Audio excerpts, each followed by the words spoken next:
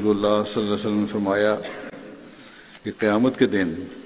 ایک ایسی قوم لائی جائے گی، یہ بڑے غور سے سننے والی بات ہے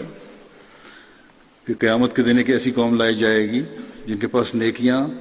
تہامہ کے پہاڑوں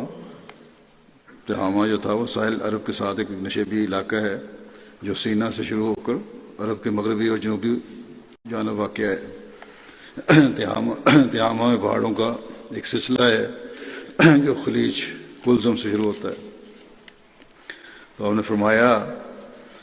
کہ ان کی نیکیاں تہامہ کے پہاڑوں کی مانند ہوں گی، لیکن جب انہیں پیش کیا جائے گا تو اللہ تعالیٰ ان کے تمام اعمال ضائع کر دے گا اور پھر انہیں آگ میں ڈال دے گا۔ اس پر حضرت سالم نے عرض کی کہ یا رسول اللہ، میرے ماں باپ آپ پر قربان، ہمیں ایسے لوگوں کی نشاندہی فرما دیں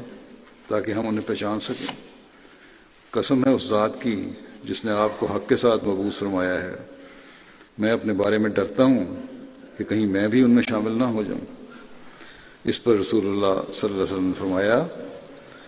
کہ ایسے لوگ ہوں گے، اس غور سے سننے والی بات ہے کہ ایسے لوگ ہوں گے جو روزے رکھتے ہوں گے،